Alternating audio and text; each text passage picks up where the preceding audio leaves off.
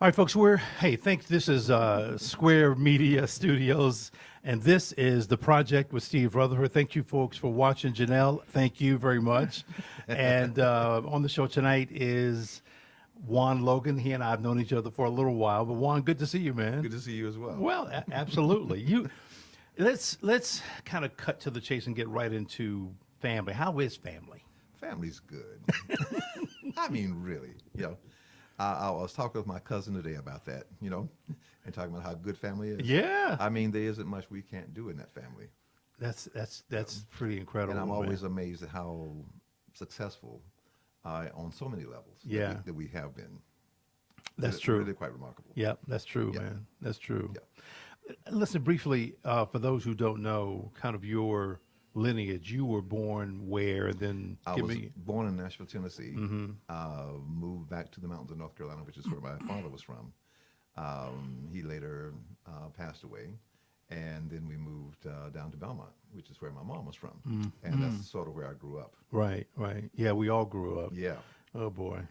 I mean, it's a wonderful community in that our grandfather and his sons built all the houses down there in one way or another. Yeah. That is so true. Yeah, I'm seeing a lot of evidence of that right now. Oh yeah, I'm sure. I'm sure.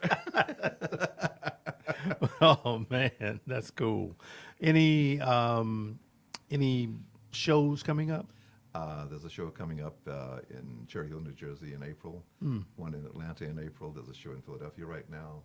And there's also a show in Cherry Hill right now, Cherry Hill, New Jersey as well. So there's one current, right? And there's going to be another one in Cherry Hill? Well, the one in Cherry Hill right now is a group exhibition. It's that 30th anniversary exhibition. Right. And I'll be doing a one-person show there. Have you increased your, I don't want to say popularity, but are you working more? I am. Yeah. I work about 7 days a week. Wow. I try to anyway. Yeah. And things are good. We just went with a gallery in Los Angeles, so things are branching out more and all of that. So things are just good. Wow. Yeah. That's amazing, man. That is absolutely amazing. And I'm sorry, let me put this on the screen. There we go. Right. Kind of forgot about that part. That's all right. Yeah. But you've been in the business for how long? About 50 years. Wow. Yeah. Did you know early on this is what you wanted to do? I did. I mean, initially I was following sort of my brother's, track, if you will. Right. More science than anything else. And initially went to school. It was in microbiology and Right. sort of specializing in bacteriology, and discovered that was really his thing. Right. And quickly moved from there to the College of Fine Arts. Right. And all that. And I think that the whole idea of it all goes back to Harold McLean, who taught shop at Reed High School. Wow. Back in the day. Yeah. And the first piece I ever made was this eagle that had a 5-foot wingspan carved out of white pine. I was going to say, that's the wood piece. Yeah. Oh, my God, yeah. That was the very first piece. And the thing that was important about it, and mainly his words, is that it doesn't have to look like, it doesn't have to look like anybody else's. It can just be yours. Right. Right. Wow. So that sort of set me down that track, and it's been a good journey. But something, man, even going or thinking back to that time of the Eagle, I remember that piece. And that was damn good. Thank you. From what I remember, anyway. Me, I was naive. I think so too. Right. Right. It was a nice piece. Yeah, yeah. Because that stayed in the home for a long time, right? Oh, for a long time. Yeah. Do you still have that? I do. Wow. Yeah, still have that piece. And that's your very first one. Very first sculpture. Amazing. Matter of fact, I think Sydney my daughter has my very first painting. Okay. And what's so ironic about it is Jesus standing in the boat, stilling the waters. Right. So my paintings today, and even sculpture over the years, have dealt with that boat for different reasons. Oh, I know what you're talking about now. Yeah. Yeah. Wow. So that piece is kind of carried through on many levels. Yeah. For many different reasons. Excuse me. But the reasons for using it, of course, have changed over the years. Yeah. But still, Well, let's go into this. Let me bring some kind of context to what we're going to be talking about, and really your work. Yesterday or about a week and a half ago, I had a group on there called 4 Black Centuries. headed up by this guy. His name is Eli Davis, and then Serena Woods is there too. But they talked about, 400 years of slavery, 1619 to 2019. And I said, this is going to be a really great topic. And and it was very, very good. But then Eli was talking about this thing I'd never heard of, which was called epigenetics. And I said, I don't know what you're talking about, but just keep talking. He kept talking. And it was like a light bulb went off. I'm like, damn, that is probably the reason why we are the way that we are. So, and I'll just read this for the audience. I'm gonna read the second one, not the first one. But epigenetics is the science of how the external environment, which is what I'm like, really, the external environment, affects us at the molecular level by altering gene expression and function that can in turn be heritable. It's going to be there regardless. Oh, yeah. It refers to chemical modifications or tags that mark specific genes around the intrinsic DNA complex. These modifications can alter gene expression, influencing our biology and function. Yeah, well, here's an analogy. Somebody's in war. They go, their experience is really, really bad, and it affects them greatly. They have PTSD or whatever. They live to be 65, then they pass on. And that's just really really kind of a part in that person's life.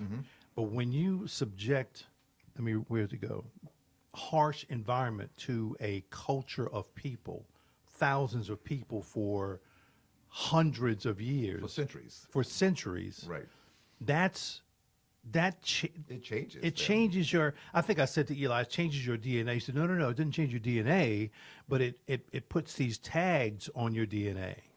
And he said, unfortunately, it takes about, I think he said, a century to get rid of it. I'm like, damn, that's some heavy stuff, man. Well, but you know about epigenetics. But particularly when you consider the idea that so many of those things that were placed on us have remained with us. That is true. And have been reinforced. Yeah, that's true. Repeatedly. Yeah, it's not as though they've gone away. Right. Yeah, that's. Well, anyway. They've been refined. Ain't that the truth? Yes. So we're going to get into this a little bit. I just got to, again, this is from yesterday's conversation. But again, it all flows right into what you're doing. Women and incarceration, shackling, cash bail, NCGA and why policies matter. Nearly 60% of the prison population is black and brown people. The actual number is 57%. I'm like, well, what the hell? Right. It's 60%. I'm blown away by that. So the United States is one of the top incarcerators of women in the world. This is a lovely country. A new report from the Sentencing Project shows that between 1980 and 2016, the number of women incarcerated in American jails and prisons increased. This blew me away, by more than 700%, from 26,000 in 1980 to over 213,000 in 2016. Right. So, in my view, the prison system is a business funded by the government, which is filled by laws. And let me explain that. What I mean by that is the government pays for the jails and prisons. They're not monetized, but they're privatized. So the government pays them. They're filled because you guys break the law, we break the law, then you go to jail. What a freaking system. Housing barriers for people with criminal conviction. This is another thing that stunned me yesterday when the guy was talking. He had a federal conviction.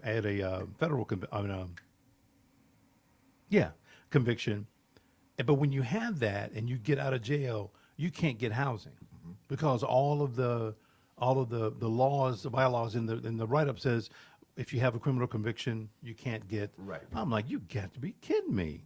So basically, you're sent out. Hard to get a job, too. Hard to get a job. Right. That's exactly right. So you can't feed yourself. You can't live somewhere where you really would like to, and on and on.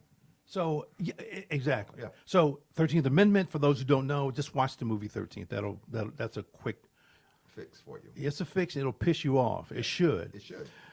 Prison pipeline, blah, blah, blah. So, that's okay. That brings us up to, again, Mr. Logan here. And I'm going to get out of this and go to your website. Okay, I mean, does that that's cool. seem okay? Yeah. So,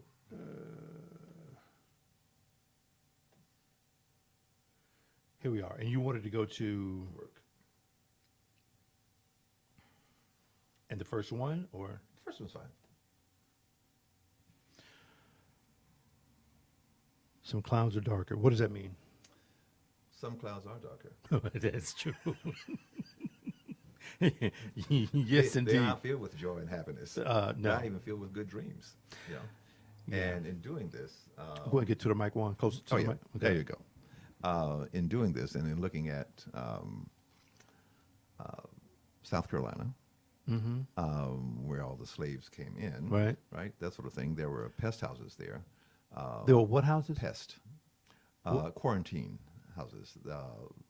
There was actually a space of about 200 square feet, I think, something like that. Right. It didn't have a roof on it, so when it rained, we got wet. But the citizens were concerned that we might be, infected with disease or something like that, and they wanted to make sure that we were quarantined first before we were later sold. I mean, it seems logical. But so I'm imagining, Right. in doing this piece, that because so many of us died, right? Yeah, tremendous amount. That, Yeah. that all of that went into the soil. So like everything else, when the sun pulls all that moisture out of the earth Right. and goes into the sky, it rains, these darker raindrops. Oh. Because I some like clouds it. are darker. Yeah, Right. I see what you're saying. I see what you're saying. So let me ask you this. This is kind of a sidebar to this and what you just said. What I read when it came to the slave trade, a lot of slaves were taken to the Caribbean first, and that was their indoctrination before they headed to the U.S. Well, if you look at Jamaica, Jamaica was an awful place. It wasn't good. And then if you think about Africans Right. generally, they're more, aside from Africa, I Right. think the next largest population is in Brazil. Yeah. Right? Yeah, that's true. And they are faced with some of the same issues that we are faced with here. And just because you always think of Brazil as being extremely diverse and all that, Right. I think at one point there were maybe 99 options to opt out of being black. What do you mean? You could, Opt out of being black? you could be lots of things. You mean like on a census thing or something? Yeah, Or- I mean, because it's all about skin color and so on and so forth. Even in Uruguay, when you think about Pedro Pagari and the work that he was doing there, Right. I mean, he produced paintings, about 3,000 of them. He was living in Paris. But the thing that was really interesting about it is that they literally wrote black people off the books. In other words, they could be black as coal, Right. but they don't live in Uruguay. They are, of course, but they have other names now. But Uruguay also was one of those nations that imported about 1 million Northern Italians to lighten the nation. I heard about that. Yeah.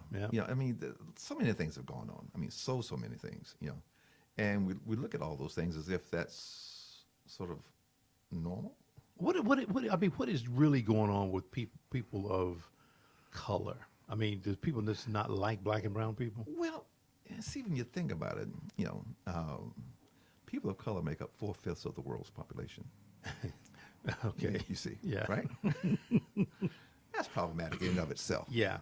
There was a book that came out at the end of the 20th century, I guess, that was a coffee table book Right. on art of the 20th century. It included no people of color. So, I mean, I bought the book, carried it home, looked at it, carried it back to the bookseller and said, listen, clearly the editor made an error here. It's got to be something wrong Something's here. wrong here. Right. I said, you're talking about the whole world. Right. And this is suggesting that we didn't make any contributions at all during the 20th century anywhere. I said, how is that possible? Yeah. But then you think back to the 60s, Yeah. when H.W. Janssen's book was used in terms of art history. Right. And it was a white male-dominated sort of volume. Right. It didn't even include women. And that came a little bit later, but there were never many, Right. And, this thing we were talking about early on, the study that Public Library of Science recently did, looking at 15 major museums in the country. And it was looking at, truly major museums, the Metropolitan Museum, the LA County, those kinds of museums, Right, Philadelphia sure. Museum. And perhaps considering over 40,000 pieces of work, Right. 10,000 artists, right? 85% of the work in those collections were produced by white folks. 85%. 85%. 87% were by white males. And that's today. That's not yesterday, that's today. So 2% is white females, I'm guessing. Yes, probably. So when you consider all of that, and then again, look at the world today. Yeah. How is that possible? Yeah. Why would you want that Yeah. to be possible? And again, it simply comes down to power and control and who has it and how it gets exercised. Power and control. Wow. I mean, that really is the bottom line. Well, yeah. And why there are always some people that rise. That's always been the case, Yeah. but never in great numbers. Well, it's funny. I said this yesterday, and that it's if you look at the totality of these 400 years and look at just some of the things that we had to endure, some would say that it's pretty amazing that we're even still here.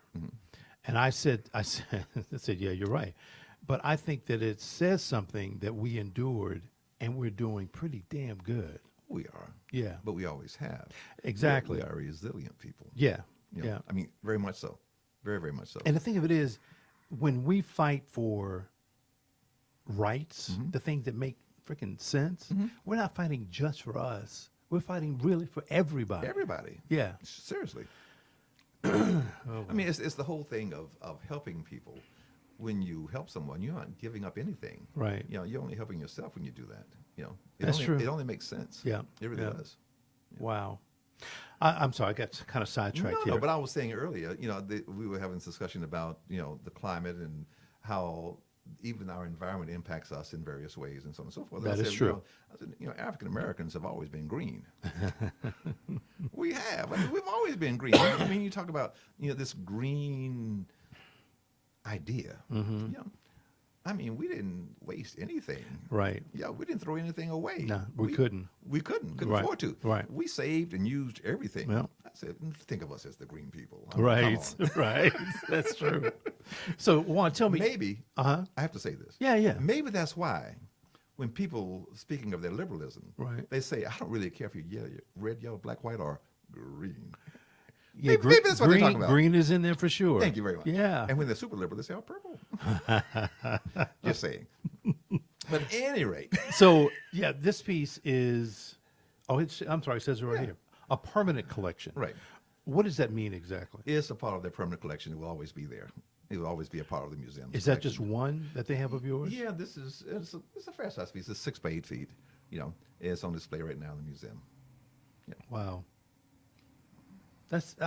Listen, I think that is absolutely amazing that I know someone who has a piece of art, an art piece in the Smithsonian Museum, one of them, but Yeah, I think it goes back to the thing we were talking about earlier on about the family. what's true? Yeah, I mean, we're just doing stuff. We're trying to anyway. Yeah. We're trying to. Wow. So, I'm sorry. Now, from what I know, you've been working on, it's just as part of a series, right? This was, yes. I mean, it was looking at leisure space. It was looking at waterways and how if you can control water, you control a person's leisure space and time. So I looked at all the African American waterways that were created years ago. Right. It's like looking at Lake Pontchartrain and the Pontchartrain, I guess it was beach, in one case. Right. All of the rise, the boardwalk, and all those things existed for our dominant culture, and then down the road from that, so to speak, was our place, right? And we had a beach, not much of one. There Right. were fisheries on the other side, so they dumped their waste into the ocean there, Yeah. or into the water, and Yeah, it right. washed back onto our beach. Yeah. And that was what it was, But it wasn't always that way. I mean, even when you think in terms of Martha's Vineyard and all that, Right. We have always had spaces and places, That's true. Even when you think about Andre 3000 and Big Boy doing Idlewild, Idlewild was one of our favorite places, our main places, that Yeah. really did exist that way, and occupied by folks who had money, It's still around today. Yeah. Yeah. Yeah. Wow.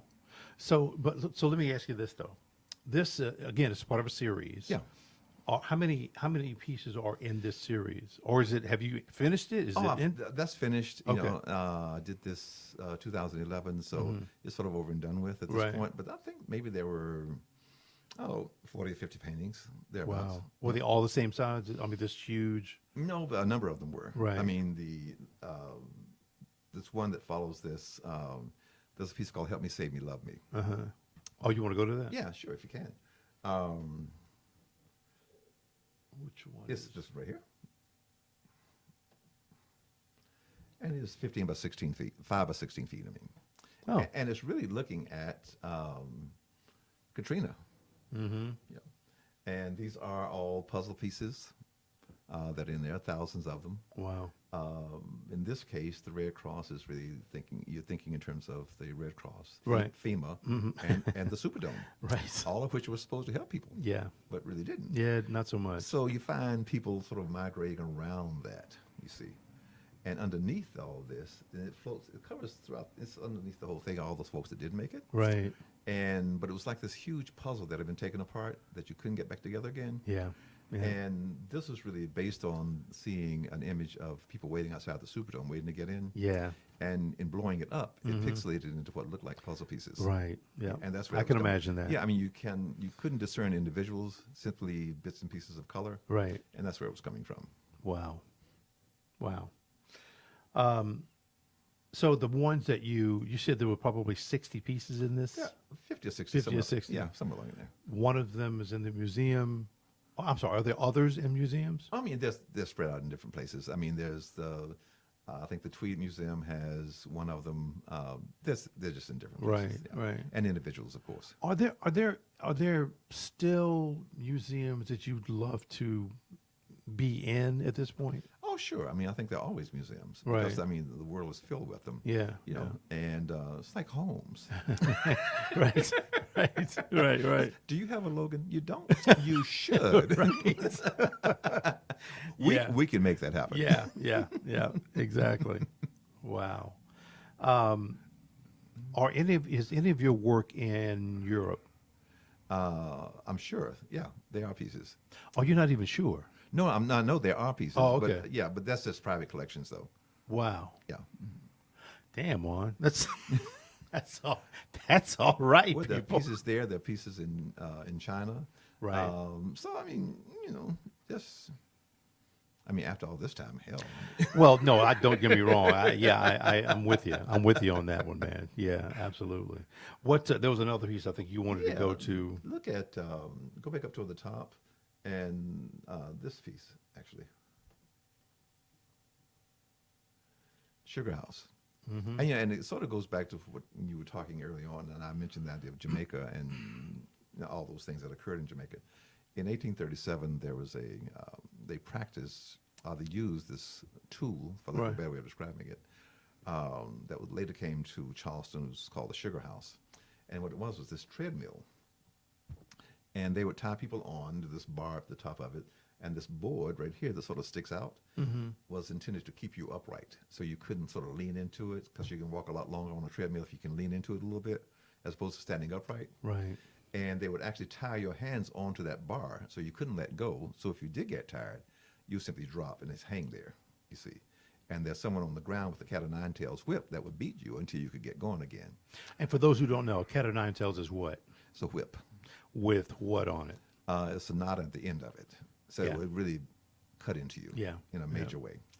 But more importantly, and that was usually a trustee, which is also a slave in this case, that was there to beat you, to get. Wow. And the thing that's really important about the Sugar House, though, it didn't function, it didn't do anything. Slave owners would simply send their unruly slaves there to be broken. Yeah. So when I did this piece, this was really, I was imagining the Sugar House today. Right. Or reimagining, perhaps. Yeah. And so I'm looking at all the things that we've been going through in recent years, right? Sure.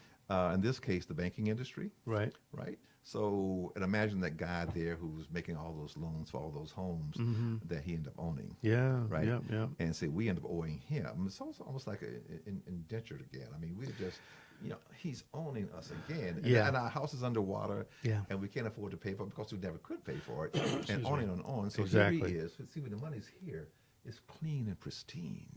And as soon as it leaves, it changes color and becomes very ugly and all these other things. And Right. so, but there he is with his pristine bow tie. Of course. He said, of course, I can help you. Yes. What do you need today? Yeah. Yeah. Yeah. And then as you move across, you get to that treadmill. Right. But this treadmill is actually covered with lottery tickets, you see. Because these are the things that rob our communities in one way or another. Right. Right? The housing Yeah. debacle. Those who can least afford to play the lottery. Yeah, that's true. Yeah, play they it play most. it. Yeah. Right. So in Delaware and I think in Texas there was a $50 scratch off, Right. right? And you could win $100,000 or something. I can't remember what it was now. But what the states did not say is that the grand prize had already been won. So all those people were spending their rent money, their food money, trying to win because everybody's looking for an opportunity, looking Right. for a chance. It's not even a chance to. It's not about winning as much as it is a chance to get out. Yep. Yep. But they couldn't win. Wow. Right. So they end up changing the laws around those things. So they Yeah. do have to advise, blah, blah, blah. And then, of course, the structure of these things also talks about, how we look at our culture Yeah. in various ways. And I think it becomes really, really important in terms of when you look at the medical industry. So, I mean, I look at all these things not necessarily as being evil. Right. Right. But I think the role that we have always played as artists in the world, we simply documented the things that were going on around us. Right. Right. Yeah, Right. good or bad. Yeah. We've documented war. It doesn't mean that we're in favor of it or that we're against it. Right. It just means that this is what is occurring in our lifetime. And we documented those things. The people, we know so much about who we were as a people on earth because of artists. Yeah. The clothes we wore, the food we ate, the surroundings that we created for ourselves Sure. in homes, in palaces, in whatever. Yeah. So I think that's the purpose that this serves as well. We're looking at those kinds of things and saying, this is what happened during these years Right. in this country, and these are the people that were impacted by that. It's funny. You and I were talking earlier today, and I said, artists and comedians. You just explained the whole thing about the artist piece, but the comedians tell jokes that are funny, but the information is so it's the not truth. so real. It's the truth. Yes. So it's. I mean, I'm thankful for you guys, but I mean, the idea that a comedian doesn't have to lie about anything. All the material that they need, it happens several times a day now. It's out there. Right. Right. Right. And the only thing you have to do is acknowledge it, Yeah, that's true. And I mean, I've talked to young artists particularly and said, that what am I going to paint about? What am I going to create? But Yeah. I said, there's a whole world out there. There's a ton of stuff. And all this stuff is going on around you, Yeah. And the idea that you can't find something to talk about is problematic. Yeah, well, right. No. That is so true. Right. Yeah. And I mean, even when we talk about, I'll look at, I did this series, it just started on a few years ago at this point, called Waiting Series.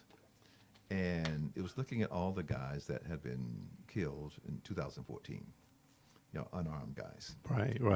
Yeah. And one of them says, Michael Brown is still waiting, and all the names, all the deaths, Right. dates, and so on and so forth.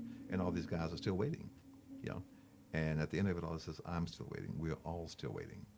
Ain't that the truth? And we're waiting for justice. We're waiting to be treated in terms of using the same laws that apply to everybody else in this country. Right, Let's right. use those laws, and on and on and on. So, I mean, you talk about things, Yeah. and you've tried to find ways of dealing with these things. Right. Not so much for anybody in particular. I mean, in creating that piece, it was a piece that was just in a show. It's Donny Gallery in Wilkes-Barre, Pennsylvania. Okay. And they simply printed the piece as these sort of small broadsides as a set. Right. I think there were 18 pieces in the set, and we simply gave it away. Oh. Right. It Wow. wasn't. It wasn't about making money off of it. Right. It wasn't about that kind of thing. It's more about awareness Yeah. Yeah. Right. Yeah. more than anything else, and I think that's our role as well. Do you think that there's and I'm guessing that this was an artist that did this, but there's an exhibit, I think it's in Texas, but I'm sure I've got it wrong at this point. But they were hanging bricks with dates. I'm not sure if there were names on the bricks or not, of every person, every black person that was hung. Isn't that the one that's in Alabama? Maybe it's in Alabama. I couldn't Yeah. remember. Yeah. That But- deals with all the lynchings and so on. Right, right. But was that done by an artist, or was that? That was likely done by an artist. Yeah. Yeah. That's very powerful, though. Oh, absolutely. Absolutely. The thing about it, I mean, when you look at the book Without Sanctuary, equally powerful. I'm not sure if you're familiar with that book. No. It is, it's really interesting because it's just a book of postcards, you see. And it's tied directly back to what you were just talking about, all those lynchings. Right. Because our history says that all the people who came out for the lynchings enjoyed them so much, had picnics. Yeah. I even have this old photograph of a advertisement on the side of the tree for the rope Wow. from the local hardware store. And the guy is hanging from the tree and so on and so forth. Yeah. Right? Now, the thing that's really curious about that, though, is that photographers were there. Yeah. And they documented this, and they made postcards that they then sold so that people could say, this is where I was, X number of days ago, Right. weeks ago, whatever it Yeah. is, and send them to friends. And see, we have always been a brutal culture, I mean, in this country. Yeah. We always have been, it's part of who we are, and unfortunately. And you look at that and you say, well, why do people feel as they do today? I mean, what are you really, really afraid of here? And you surely can't be afraid of me. I mean, not really. I mean, I look at climate change. Right. I said, who are we talking about here? You have to look at the dominant culture. I said, we don't have the power. Right. We don't own the companies. We don't create this pollution the way you do. That- And yeah. I'm just saying. Yeah. So when you look at all those kinds of things, but the postcards were really, really horrific postcards because And you have some of them? no, I have James Allen's book. Oh, gotcha. Okay. That Without Sanctuary. And so it's a whole book of just postcards. Yeah, Right. yeah. So you go through the book and we documented all the things that were, aside from just the lynchings and that sort of thing. Right, right. All the burnings, because we would Yeah. literally burn people up and so on and so forth. Yeah. And the people who also collected trophies. You see. Like trophies, like what? What is that? That would be fingers, toes, I was gonna say, yeah. ears. People collected all those things. I'm saying, who, in terms of humanity, would take the time? Who would desire? Who would have enough hate in their souls Yeah. to do that? And I was just thinking that. I'm like, that's a tremendous amount of hate Yeah, and the thing, what I try to do, and or devaluation. yeah, but in my work is not so much condemn as much as question. Right. And I've always imagined that my role in all of this is simply to ask, better questions. You see, And I'm not saying you're right or wrong. I mean that speaks for itself. Right. But the how and why. But Juan, it's always kind of been here. It's like why I guess this whole dominance thing overtakes everything, and you'll do whatever it takes, literally whatever it takes to stay in power. Well, think about it. With most criminals, even El Chapo recently, right? And what was Frank's last name? The guy from Greensboro who moved to New York City and hardcore gangster. Matter of fact, American Gangster was the movie. Exactly. Right. That guy was absolutely amazing. Very smart. Yeah. Couldn't count his money, but he knew it by weight. But he had so much of it. Yeah, He couldn't it's like El Chapo having his money buried. Right. Because he had so much of it, and it was rotting. Animals were eating it, and so on and so forth, because he had too much of it. Right. Right. But it was never about the money. It was about power. Yeah. Those who fear other people, it's not about money. They have money. Yeah. It's about power. They don't want to give up any of it. So they would do anything they possibly can to retain it, to hold on to it. And it's been sort of proven over and over and over again. I said, what are you afraid of here? I'm just a old country boy from North Carolina. I can't do a thing here. Okay, I'm not sure about that part, but I'll go with it for I the go with it. moment. I know. Right? But you know what I mean, though. I do. I mean, I do. even when you think in terms of sheer numbers, Right. there are so few of us, Right. all things considered. Although, when you look at the browning of America, and it is a browning nation, Sure. it's heading in that direction Yeah. very, very quickly. I mean, you saw the recent stats on the number of children that are in our custody, the U.S. custody, 4,500 of them. Dude, yeah. Yeah. And I'm thinking, again, we're responsible for these kids Yeah. because we are the ones that took them into custody in the first place. Exactly. And yet we're going to assault them, abuse them, Yeah. in so many ways. Exactly. And why would we? Who would want to? I mean, what does that say about us and the system that we're operating? Oh, it's. I've said this many times. I love this country, but this is a dirty fucking country. It is. It just is. It is. I mean, and again, if you simply comment on the things that are going on around us, you don't have to do so in a negative manner necessarily. You simply have to comment on them honestly and Right. say, this is what is happening today. I didn't ask for it. I didn't create this. Yeah. I'm simply commenting on it. So how do you feel about that? And so that's what I'm sort of asking in much of my work. Right. I'm asking people to sort of get off the dime. But you're asking, and you're also making people aware. Exactly. Yeah. I'm giving you something to consider. I'm not trying to answer questions for you. Yeah. Because that's not my role. Yeah. Yeah. I'm simply trying to pose the question. So that you won't walk away saying, I never thought about that. It's funny you say that because I was just thinking about when you and Janelle showed 13th at the Studio. old studio, right? And there was this one white guy there. Excuse me. When it was over with, he was embarrassed. He was he was like, He had no idea. I'm so sorry. I'm like, dude, hey, just do your thing. Just do the right thing. You know what I mean? Right. It is what it is. If it changed you, see if you could change somebody else's mind. Well, right. Right. It's and again, back to 13th. Every time I watched it probably 3 damn times. But what amazes me are the figures, the numbers that they've come up with in that film, and I'm like, it's staggering. Oh, it is. But again, when you look at things even beyond that amendment, Right. look at housing in this country, Oh, God. right? And the fact that we couldn't get loans, so we don't have that property. We Right. don't have that property value that adds to the wealth of any nation, Right. the wealth of any people. We can't pass it on because we didn't get it in the first place. Exactly. Because we couldn't get it, and Yeah. on and on and on. Oh, I mean, sure. there's so much of it, Yeah. And it's so systemic that it's part of this American culture. And if I comment about it, if I talk about it, it's not that I'm bitching and moaning. It's just what it is. Right. Right. That's true. That's true. Listen, I know there's a lot of woke white folks, and those are the ones that really get it. You know what I mean? Sure. And it's funny because a lot of folks think that when you're being when you talk about black excellence, you're being anti-white. I'm like, that is so far from the truth. Well, it's sort of like the person who said to Colin Powell, said, "You're so articulate." He said, "Well, what did you expect? I'm chairman of the Joint Chiefs. I mean, would you expect me to speak some other way?" Right. I mean, why wouldn't I be? Yeah, it makes. I mean, it's just this whole thing. Yeah. It's funny. It's funny you say that because I remember when I was in news, and this it wasn't that long ago. I was in news, but somebody would be on the news feed, right? And black person, they were talking and they were speaking very well.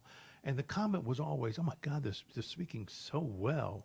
And I would always say, "Why is that a surprise?" I know. Well, I said, I don't understand you guys. You do the news, but why is it a surprise to hear that person speaking that way? I was doing a brief talk at the Mint recently, and this woman said to me, and it always seems curious when people say these things. Where did you learn to talk like that? Get the fuck out. I said, I started Excuse me. it started in grade school, and I sort of worked my way up from there. But when she said, "Would you don't talk like that?" What does that mean? Because in that nice, clean, articulate manner, Like you and I talk every day. like we talk every day. Yeah, that kind of thing. Where'd y'all learn to do that? I mean, what did you expect? I mean, you need to hang around us more. You'll find that lots of us talk like that. I mean, it's just one of those crazy things. And, Yeah. And you hear it. I created this piece entitled "You're So Articulate," Right. and it's this big head, Right. and it's covered with these white roses. You know, I said those words flow off of your lip like the sweet smell of roses, and I scented the roses with rose scent. Right. So when you walk by, you said. I said, "Oh yeah, I know what you're thinking." It's funny you say that. I'm not sure if it's on here or not, but there was one piece, Juan, that you did, maybe a different one now, but it was just the head. Oh, and yeah. it had all these looked like white teeth. Was that the same piece you No, talking that's a different piece. Okay. Yeah. That particular piece actually was based on the poet from Elizabeth Alexander. Okay. And it's really sort of talking about the dry grin. Okay. See, the dry grin is what people give you when they want you to think that you're secure, but you really aren't. Right, right. Said, "Oh, you're doing a great job," and you get fired tomorrow. Right, or right, or right. better yet, and we've all seen this, and people do it so well. They walk down the hall, hey, Right. Yeah, of course. that smile comes up and disappears just Oh, as it's quickly. gone. It's Look at it, gone. what was that? Yeah, yeah. I What was that for? Wow, who was that for? It wasn't for me. Yeah, it wasn't for Because me. he certainly didn't mean it. Exactly. Right. Yeah. Exactly. Wow. So, But so much of your work is built around things that black folks have been through or even going through. well, it's interesting. That's true. Right. But at the same time, I define my work or describe it as being about our American culture. Right. I agree with that. Because it's not so much, simply about black people and our Right. experiences, because we were doing a show at Carnegie some years ago, and the question came up in one of the talks and that sort of thing about what is black art and blah, blah, blah. Right. So the answer that was given, one of the answers, of course, was those things that reflect those things that are part of our experience. So I said, well, does that mean then if I only painted white folks, because no one's impacted our experiences more Right. historically. Yeah. I said, so would that be black art? Right. And also when Mark Bradford, the American painter, abstractionist, was talking about getting beyond how we think about things. He said, so when I climb this mountain, I come back and I paint it. Right. Was that a black experience? And will I somehow make it black simply because I'm the one that's producing it? Right. Yeah. Or is it just an experience? And you feel the effort. You, in your mind, you Right. feel the need to marginalize and to make it something that it was never intended to be. So tell me this one. Who were some of the artists that you kind of looked up to? I mean, was it Romare Bearden? Was it John Biggers? Was it who were some of these guys? I grew up in an interesting moment. Yeah, yeah. I mean, I knew those guys. Yeah. I showed with Romare Bearden. I've been in shows with so many of those people, Charles White and on and on. Yeah, Charles Wright. Yeah. But at the same time, I also knew Jasper Johns and Frank Stella and Kenneth Nolan, and those guys. Right. And they were considered these sort of masters of contemporary work, and I mean they were moving forward in a major way, right? And I think when I looked at Ellsworth Kelly's line and the subtlety of movement, I thought that was really wonderful because in that very subtle movement, he was able to instill so much strength in that form. Right. That really excited me. Okay. So I was looking at things for different reasons. It wasn't about trying to simply center it around blackness in a particular way, Right. Right. as much as it was to simply make art that expressed my voice. Okay. It was more of that. And I think we, because of living in this country, so many of the things that we deal with and talk about are centered around blackness only because there's no reason to try to escape it. It's who we are. So I say I'm simply talking about my life and how it feels in this country and what it looks like and what it looks like for so many other people. It's not that I'm simply trying to corner it or keep it within those boundaries. Just as I was talking about the lottery and blah, Right. blah, blah, Right. Of course. that was experienced by so many Americans. Oh, absolutely. So it's the whole thing, and I'm sure you've heard this before. If you're standing on my foot and keeping me from moving, you can't move either because you're standing on my foot. Exactly. So Right. it's about all of us trying to move forward. Yeah, that's true. Who are some of the up and coming? I don't like that term, but you don't understand what I mean. Who's really doing good work? I mean, there's so many good artists out there today. Right. I mean, so many. Okay. I like Jonathan Lyndon Chase, Okay. young man from Philadelphia who was really wonderful. Here in North Carolina, like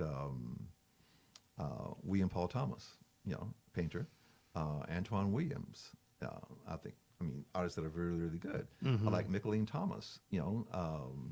I do like Mark Bradford. Not so much. He's not young, but Right. youngish, probably in his 50s. Right. But a dominant painter, though. Just wonderful. What about Pinchback?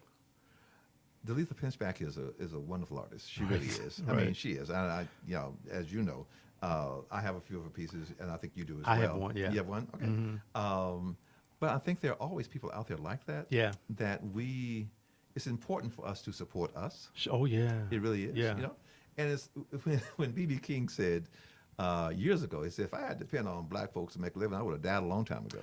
Yeah. And he didn't, but he was being very honest. Exactly. Because the blues is about us. Yeah. And he was singing the blues and playing it for us. But it's just that we didn't always want to support it. No. And I think that when we look at the work that we have produced Right. Historically, so much of it has not ended up in our collections.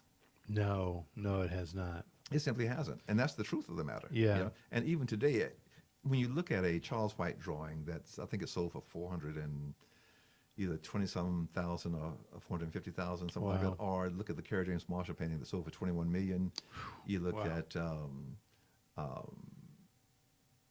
I think so many artists today who's Mark Bradford's work, $6 to $8 million a pop, Right. And so on and so forth. It's not just about the money. Right.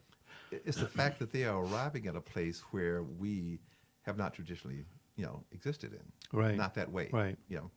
And that's really quite remarkable and But really good. aren't the white artists still getting paid more? In generally speaking, yes. Well, Yeah. although Basquiat, who's dead and gone, of course, his painting did sell for 110 million. Yeah. It did though. Yeah. But again, there are so few Jasper Johns of the world. Right. That's just the reality of it. Yeah. All, and so Agnes Martin, folks like that, Clifford Yeah. Steele's. There's a lot. All dead and gone. Yeah. In terms of just white American artists. Mm-hmm. But they were wonderful artists. Yeah. And I always respected their work and loved what they were doing years ago. Right. So I think when I look at who we are, what we have been, who we have been, and what we take in, if you will, Right. We have to know all of it. Yeah.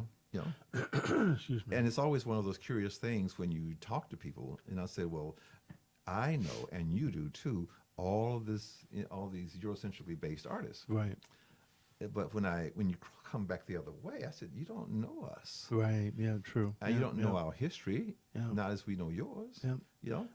And that's always true as well. there are artists out there who, William Paul Thomas, Okay. I think the term is cyanosis. It's when you can't breathe and you start turning blue. Okay. So for those who've been choked. Right.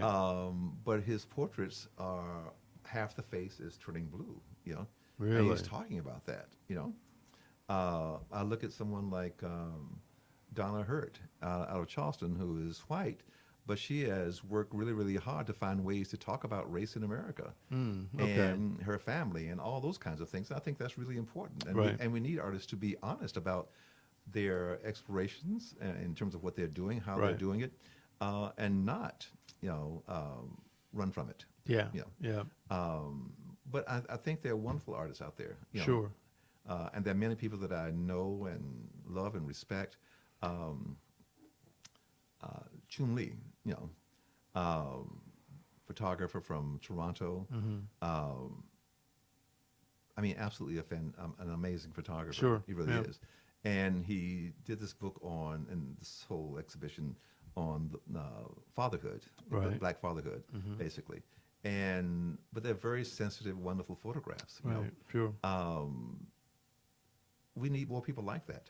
Let me ask you this though, because we kind of talked about it a little bit, but in terms of supporting each other, do you see? And I'm tying this with Black excellence, but do you see that increasing now? I do. I do too. I do. I really do. And I think we have become more upwardly mobile, economically capable Right. of, we have disposable incomes that we didn't always have. Yeah. And even when we don't, we're finding ways to invest in art because we should. Sure, right, Because true, it's our true. legacy. Yeah. It yeah. simply is. Yeah. You know, and I think that becomes really, really important. You know, there are those people.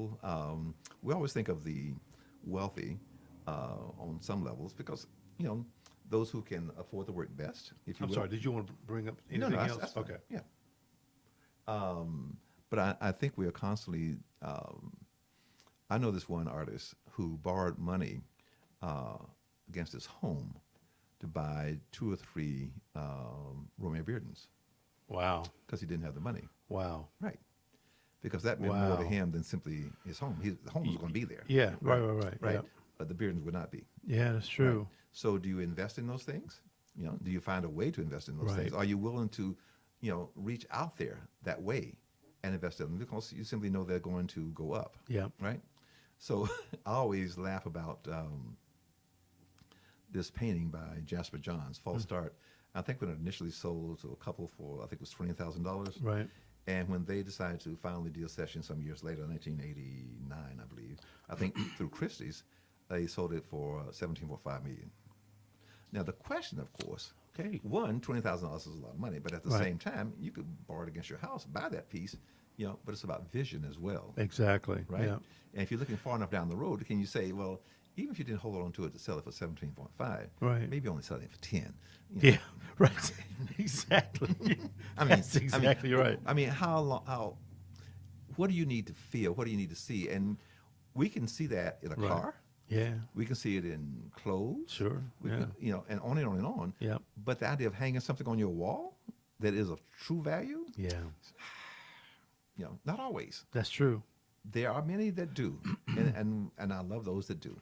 I really do. Yeah, but I agree. Right. I agree, man. You know, and but more importantly, we don't always, and I wish we could do it more effectively, show up in institutions to even see the work, much less buy it. Oh, yeah, true. You know. So you're saying we don't go to the museums, or we don't go right? All No, right. it's not a habit. Right. No, it's not. It's not a habit. You know, That and- I think that, but for many, many years, that was looked at as being this upper echelon, right, white thing. Yeah. Well, I mean, again, if you're going to a museum and you're looking at 85% of the work Yeah. as by whites, Exactly. then it is sort of a white thing. Yeah. You know. Yeah. And I was listening to Faith Ringo give a lecture, and she was saying that, and the audience was, you know, all women, Right. right? And it was really funny because she was talking about some art history book that she was looking at, and there were no women in it, you know, only white men. Right. And it's about expectations. So if Yeah. that's what you expect to see, and you buy the book, and that's what you see, Yeah. there's nothing abnormal about it. Exactly. Yeah, these are the people I expected to see. Right. This is all you know, though. Exactly. Yeah. Right. But some women actually felt that that's where it should be. Yeah, I've seen that Yeah. kind of stuff too, man. Yeah, That's you kind know, of sad, actually. It is. It's very, Yeah. very sad. Yeah. You know? So, I mean, there is that aspect. You Yeah. know? I think we all try to. There was a show that I was doing, participated in at the Baltimore Museum. And it was with, I think Ellsworth Kelly was in the show, Gerhard Richter was in the show. I mean, really good artists that Right. Tara Donovan, you know, but really, really good folks, you know. And I felt really good about that because it was, you know, these are the folks that I had long admired and all Sure. that. And I think that's one of those things too, where you, how does your work evolve? How does it change? How do people perceive the work? Now as opposed to 25, 30 years ago, you know, that sort of thing. I mean, the issue, of course, has always been where do we show our work? Right. Who's willing to show the work, right? And even in terms of marketing or anything else, you know, we always trying to find access. Well, you said something kind of interesting to me. You said who's willing to show the work. So every artist is not willing to show their work. No, it's not that every gallery is not willing to show their work. Oh, Who's willing to show it? right. Right. It's not that we don't want to. Yeah. Right. But how do we? I mean, you don't have to go anywhere. You don't have to do anything strange. Right. Be it in New York, be it in L.A., be it wherever it is you live. You know, you will find those same galleries who are loaded down with, you know, very, very traditional males from the dominant culture. Sure. And you Yeah. you look at that and you say, well, okay, you know, nothing strange here. Right. For normal. Yeah. You know? And so do you want to be that one and only? Yeah. And you will say, well, gladly, because that means that I can also have access to that client base, Right. Yeah. and on and on and on. Right? Are there any? There's got to be. I'm sure I can count them on one hand, but African American museums. Oh, yeah, there are lots of them. Okay. Yeah, any number of them. And again, I think that's, and we serve a different role, so to speak, because Okay. because many of our museums are not just for art. Uh-huh. It's about history and culture. Right. Right. Right. It's sort of like the Gantt. Yeah. Yeah. Yeah, African American history and culture. Yeah. Yeah, the National Museum of African American. Yeah. That's true. Right, and That's on true. and on and on. Yeah. I mean, because for so long, you see, we couldn't see us. Yeah. That's. Oh yeah, for sure. You see, and that was the issue. Yeah. Right. There was no place for us. We didn't fit in. Right. And folks didn't want us to fit in. No, they did not. Yeah. No, they did not. Those kinds of things come into play. Yeah. Wow. So they have played a very, very important role, and particularly locally, because I think that can make a world of difference, to have a place to go to see us Yeah. in those spaces and to find out facts about us, Right. who Right. we were, who we are, Have you ever thought about owning a gallery? No. I did at one time work as a private dealer Right. and help people build collections and that sort of thing. Right. And I thoroughly enjoy that part now. Right. Right. But the idea of doing shows on a monthly basis and all those kinds of things just never crossed my not for mind. you, right? No. Yeah. I mean, honestly, Steve, I'd rather produce the work. Right. And I work 7 days a week Yeah. right now. Yeah. And there never seems to be enough time. Yeah, to yeah. get everything done that you want to do. Oh, yeah. And working on these paintings right now and ready to sort of move on into primarily paintings. Right. But I want to move back into printmaking and sculpture again. Do you have any of the original, some of the steel sculptures that you made? Oh, yeah. You yeah. still have some of I those? still have some of those. Wow. And I think they, every time I look at them, I say, I need to get back to that. Right. I enjoy that. Right, right. And I haven't produced any. I produced a few pieces of sculpture when I was in Wilson, and I have the parts for new pieces of sculpture in the studio now. Right. So I just need to make the bases and put those things together and all that. I remember the one, I don't know the material. It was some type of metal, but it was a face that I thought was always, I'm like, I love that piece right there. But I'm sure that's sitting in somebody's living room right now. But Well, see, here's the thing you have to understand. What? What's that? The thing that's really curious about work, I was doing a show in New York, and this is some years ago, right? Right. And this goes back to Jim Allen's book, James Allen, Without Sanctuary, and his postcards. So the title of the exhibition was Postcards from Home, Okay. right? Yeah. That was a show I was doing in New York. And so these guys walked by and saw these paintings in the gallery there. Right. And got really, really pissed off about them, you see. And I said, let's talk about it. Right. Right. Yeah. And I explained to them why they were what they were. I said, I got you, man. We're good. They were of segments of our society who insist on wearing additional clothing beyond their shirts and jackets and pants. Yeah. Yeah. And so with that in mind, and they sort of reflected that. Yeah. And so, and it's also with the understanding that not every person that is wearing that kind of outfit is necessarily white. Right. Yeah. Right. Yeah. Because every person that robs you is not always going to be black. Absolutely not.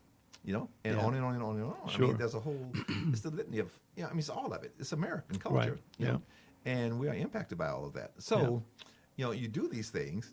Now, I never really expected any of those paintings to sell, and they haven't. There you go. Yeah, but that's okay. Yeah. Yeah, that's not why I made them. Right. I made it because I said, let's just take a look at this. Yeah. And you look at it and you say, yeah, that's really sort of intense. Yeah. Kind of exploratory. Exactly. Right. I included folks from the Supreme Court bench. I did this piece called Coke Ball and Pubic Hair. I like it. I love that It title. was resting on each shoulder. Yeah. Coke bottle and the pubic hair. I said, Anita Hill, you go ahead, baby. Yeah. You tell us all about it. Right. But again, it's one of those funny things in Yeah. terms of how we look at this culture. Yeah. you know? Oh, for sure. Yeah. For sure, man. So Steve, I think more than anything else, I'm just trying to be honest about, who we are as a culture, and with all of its good and bad sides, yeah, Yeah. there's a lot of each. yeah, there's a lot of each. Yeah. And I'm not, as I said before, it's not in an effort to condemn any of it necessarily. But again, I'm just raising questions about Right. why do you do this way? Yeah. Yeah. I mean, seriously, why do they, mistreat, or why have they mistreated, these 4,500 kids? Yeah. And it's been reported that they're doing so. Yeah. It's not that they don't know. I Right. don't understand. There are it. records indicating what they have done. Why do we still have those children? And why do we do that? Why were we separating the kids from their parents as if we could do better by them? Please. And on and on and on. I Yeah. mean, those are the questions I raise. Oh, they're damn good questions. Yeah, I mean, that's all. Unfortunately, there's no answer to it right now. Well, there are answers, but those in power Yeah. seem to feel that they know better for these. They can do a better You think job. they're treating them as maybe a playing card? There's a playing card, but you also have to think of them as having value, first of all. Yeah, well, yeah, of course. And their parents as having value in their lives. Right. Right. And if you're willing to separate them because you can take better care of them, clearly you can't. Exactly. That's exactly Clearly right. you can't, Wow. With all that knowledge and wisdom, come on. Yeah, it's overflowing. It's overflowing constantly. But I think when we look at the things that are happening in America today, and again, with and when you think in terms of the arts, just generally speaking, it doesn't really matter if you're talking about the visual arts, performing arts, Right, spoken. Yeah. yeah, all of it. I mean, people, even comedians, as you said before, Right. we all talk about similar issues. Yeah, that's true. And it's not that we're trying to make it black or white. We're just trying to talk about these issues that are taking place in America. Right. There's a piece that I'm doing that's sort of all together at this point. Right. And it's really looking at the void of information, the absence of it. I did do a piece that talked about our political system that was called dearth. Dearth. Okay. The absence of Right. something of substance. Right. I like it. But in looking at this culture of ours, we should be able to, in a very nonpartisan way, we should be able to come up with answers to really important questions that are going to impact us for decades, if not centuries to come. I agree with that. And Yeah. the only way we're going to solve those problems is to do it together. And the sooner we can arrive at that place, the sooner we can understand that that's what really, really needs to happen. It's listening to a senator from wherever Right. say, well, I think that we don't need better health care. It's good like it is. I'm thinking, you're good like you are. Exactly. But most of Americans are not. No, they're not. And on and on and on. Yeah, I mean, exactly. So it's that, And again, it's not a black or white thing. It's just a people thing. Right. Yeah, Right. that's right. all. Yeah. I mean, the work I'm doing right now, my paintings are primarily, they're called elegies, which is it's a very, it's a poem for the dead, Okay. essentially. Yeah. Right? At the same time, they're more like, what's a good way of putting it? They're very mournful paintings. Okay. Right? And they simply talk about, I'm not using elegies in the purest sense, in terms of being a poem for the dead, as much Right. as I am talking about the struggles that people have in trying to improve their lives. Right. So if they're leaving home and they're trying to get to a better land, because home is not good, be it if they're coming from Guatemala, Central America, wherever, or they're trying to cross the waters in Europe. Sure. That sort of thing. The only difference, primarily the difference between us and them, is a set of circumstances. We're all just human beings. Right. And they want for their children the things that we want for ours. Exactly. That's true. Nothing strange. Yep. Nothing different. Yep. Yep. Joy, happiness, security, all those things. And they are dying literally to Yeah. get it. I know. They I know. are. Yeah. You know? And other than us saying bitching and moaning about people coming into this country, I said, is that as good as it gets?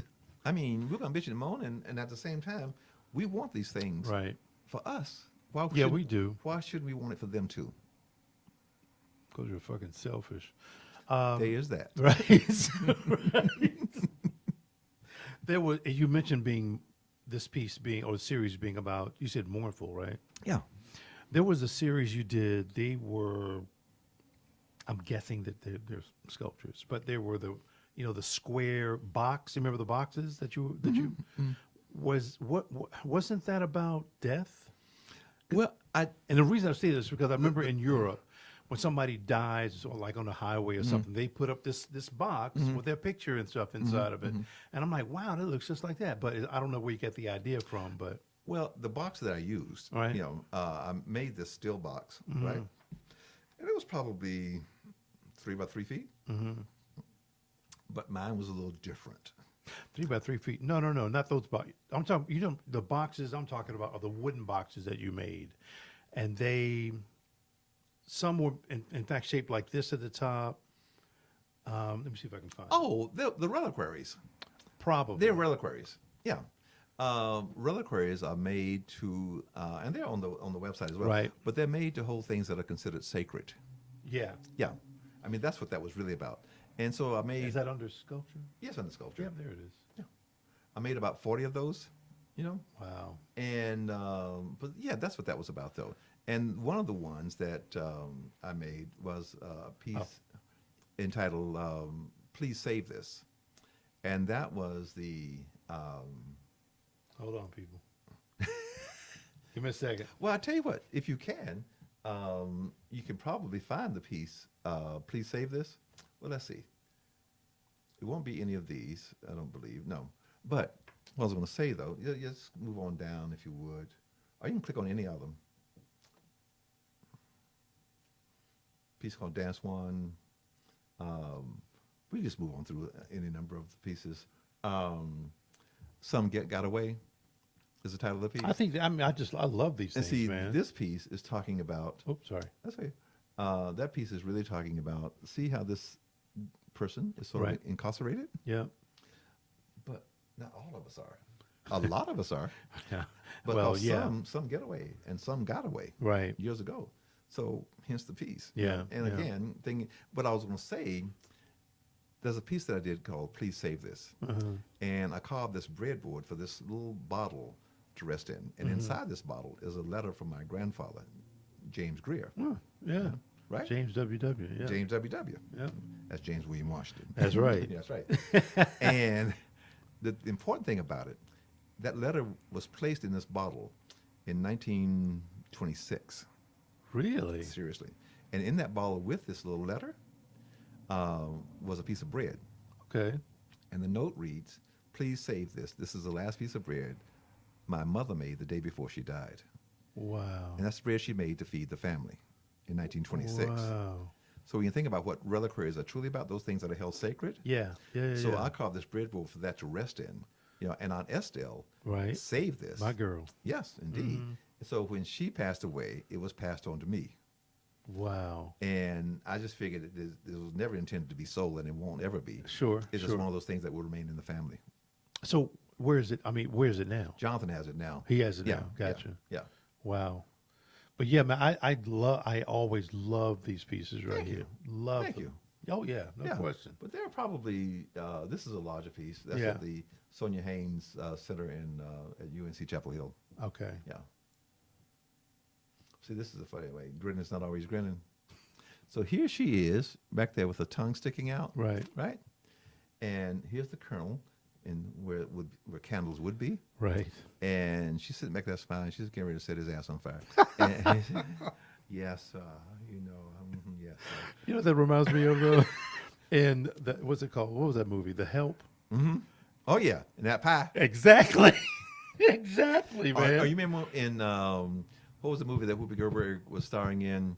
Oh, Danny Glover was yeah. right, and she was shaving him. Yes. Yeah. Said, Ooh. yeah. Said, Yeah. this is not where you want to be. The thing that's really interesting when you think about Charleston's history and the Citadel and all that, right? Right. Right. And Denmark Vesey, right? Now, here you have all these slave owners, Yeah. right? And because they were so concerned about an uprising from all these slaves because of how they were treated, right? Sure. They armed their slaves with guns. And I'm thinking, seriously?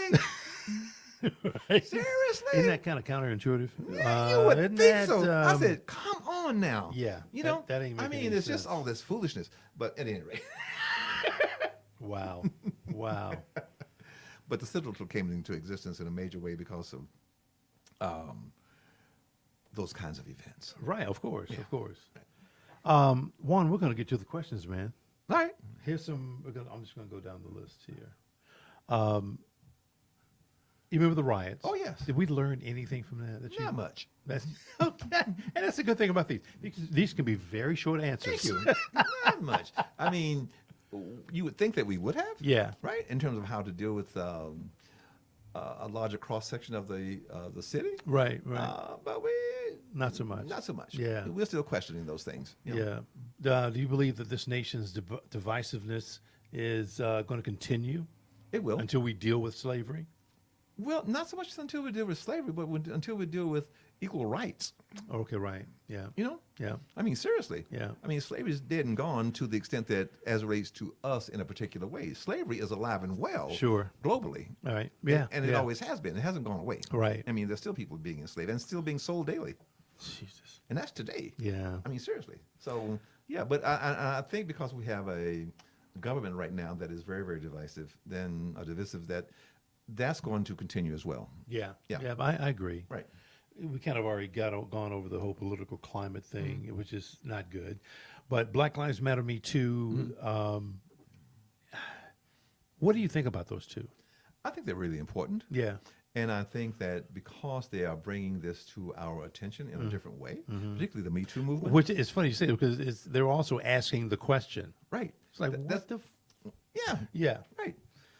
And then what's really interesting is that when people are saying Me Too, say, well, that's always been out there. You know? Yeah. And people have always known. Yeah. And men have always ducked, That's true. found ways not to have to deal with Absolutely. it, pay people off. Yeah. I mean, on and on and on and on. Oh, yeah. You know, as with our current president. Yeah. And Absolutely. I don't know for sure. Right.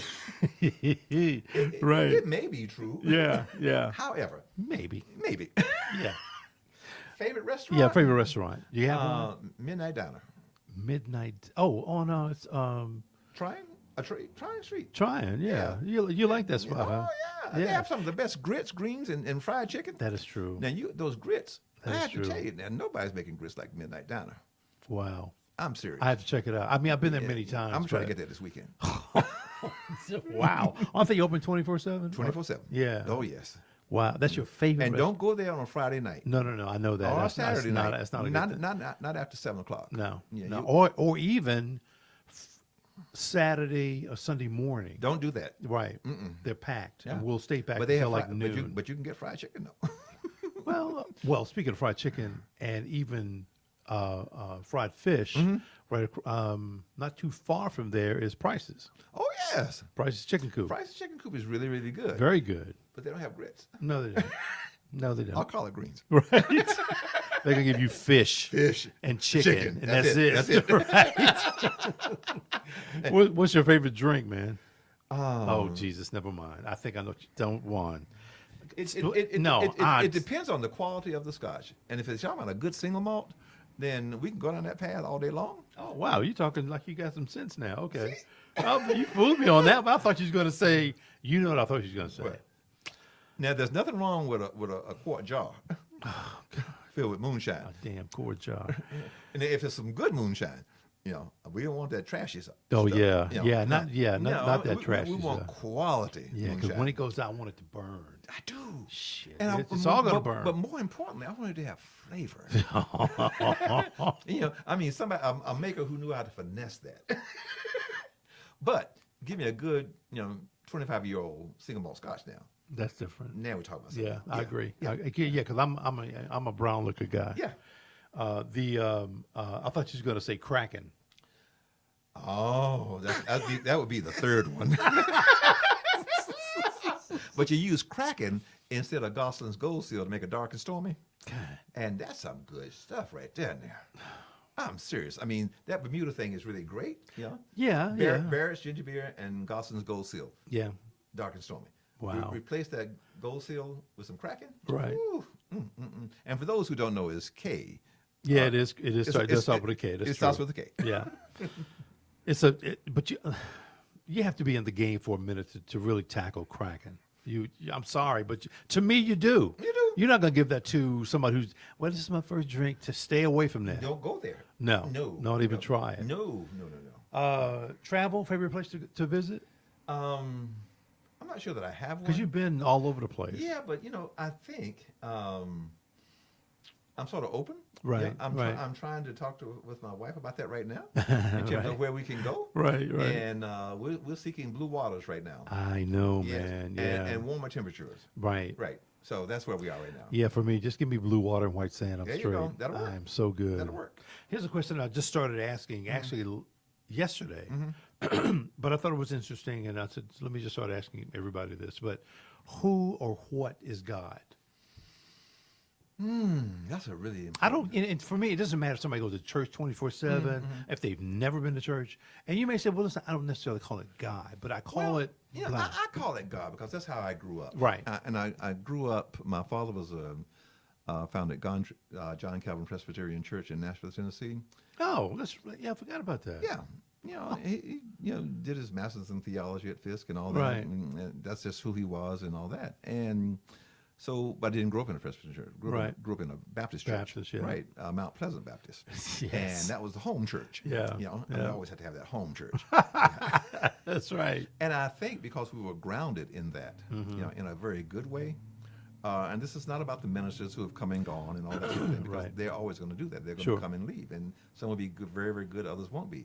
But our belief in God is steadfast. Yeah. And I think that's the thing that grounds us, in our beliefs, in terms of what we believe to be good and true, and Exactly. all that. Yeah. And so I've often wished that all the people in this country who say they are these good, hardcore Christians, that they would actually practice some Yeah. of what they say they believe in. Right. Because if they did, we wouldn't have a lot of the problems we have in this That country is right so now. true. That is so true. So my God doesn't look like that. Yeah. Yeah. And it's not about black or white. Right. No. This is just about God. Exactly. Of the universe. Yep. It doesn't look like that. Doesn't practice like that. You see. There is a just and fair God. So that's sort of where I am. Yeah. I mean, I was asking not only myself, but I was asked, what was really, really important to me as it relates to my religion, my Right. belief system, and so on and so forth. And I said, in the larger scheme of things, it would have to be salvation. Because see, I have lost, we all have, Right. some wonderful people, Sure. Yeah. that were part of our lives for many, many years. Yeah. And if there's any opportunity to see them again, I don't want to miss out on that. Right. Right. Exactly. That's all. Exactly. Exactly, man. And speaking of, this is kind of a sidebar to that, but because of where we live, do you still have any visitors? We do. We do.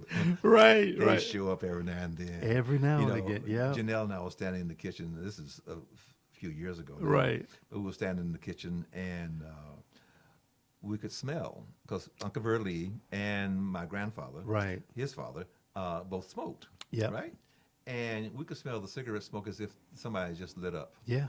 and blew out that first puff. Yeah. And it said, it's right there. Yeah. Right? I mean, it's present. Yeah, the same thing happens to me too in the house, because I can every once in a while, man, you smell the cigarette smoke, and of course, Mom used to smoke. Right. She quit. Dad smoked. Right. And but that comes every once in a while. Yeah. I'm like, damn, what a reminder, man. I know, seriously. Yeah. And there's a certain kind of presence. But see, years ago, we used to hear people running down the hall, Yeah. right? From the carpet to the linoleum, Yeah. right? But and, yeah. and you could hear the change take place. and then they would turn around and go back down the hall. Oh, gotcha. Or they were in the what we would call the front room, Right. which used to be the living room many years Exactly, ago. yeah. My grandmother lived there, and you could hear people talking at night. Wow. But they were far enough away that you couldn't understand what they were saying. Wow. But you could definitely hear them talking. You know, Wow, man. that sort of thing. Yeah. You know, so yeah, Isn't that something we though? did have visitors, Yeah. and they're yeah. all good. Yeah, yeah. It's funny because Dawn didn't initially kind of believe in it. Mm-hmm. And I said, well, listen, I'm telling you right now, Mildred will be around. Oh, yes, She's going to indeed. be. So I'd gone to sleep. She had gotten into the bed, man. And she said, Steve, as soon as I closed my eyes, I felt something. Mm-hmm. I said, yeah. She said, I cracked my eye open and I could see this image. It was just it Right. wasn't human. It was just, Right. I said, yeah. And they just looked at me as if to say, okay. Yeah. I said, that was mom. Yeah. I said, I'm telling you right now, that was mom. Right. You know, I haven't seen dad, but I said, Right, mom is certainly here. She's not going to go anywhere. But now but she, but in that house over there, yeah. that's been going on probably for the last, I don't know, 35, 40 years. Yeah, not surprised. Well, see, I remember two people died in that house. Right, The small room, right. Uncle Burley Oh, right. and Grandpa Doc.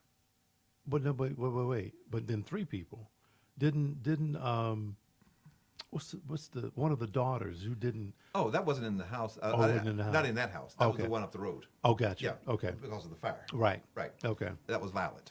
Exactly. Right. Yeah.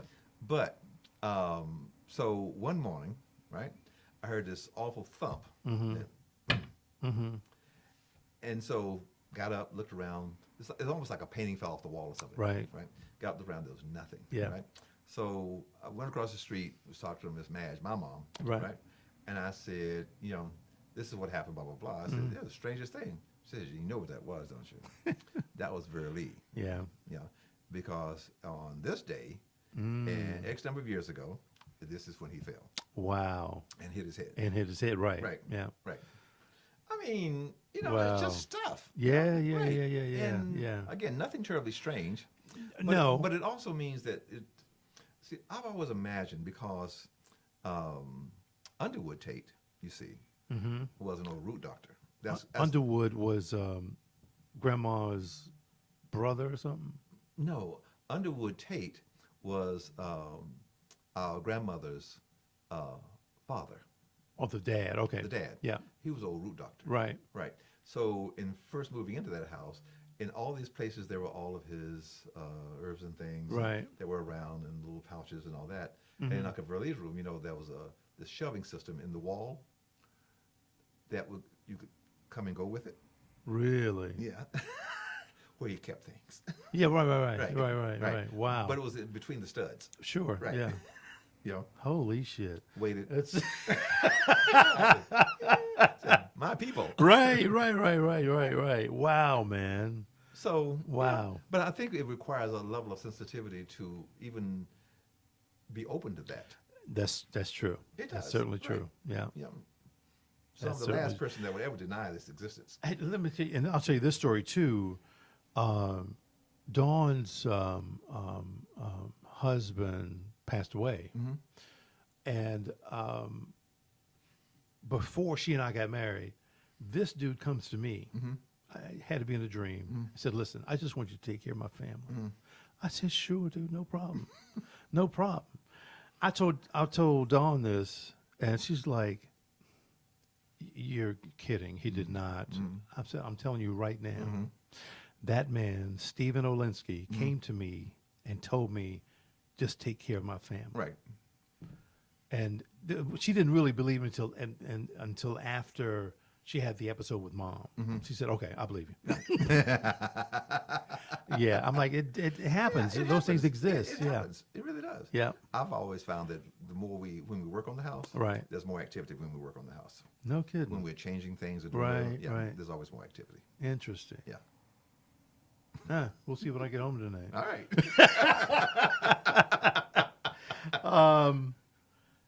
Hey man, that's the end of the show, bro. Thank you. Brother, I appreciate you, Juan. Absolutely. Same this, here. This was Same was here. amazing, man. Thank you. Let me just kind of go over what's on what's coming up for the All right. well, say for the week. But Blues is going to be on the show tomorrow. Blues is a Emmy Award winning spoken word artist. I think he's won 2, maybe even 3 Emmys. So, and that's pretty rare for a spoken word artist to have Emmy Awards, but he's coming on the show.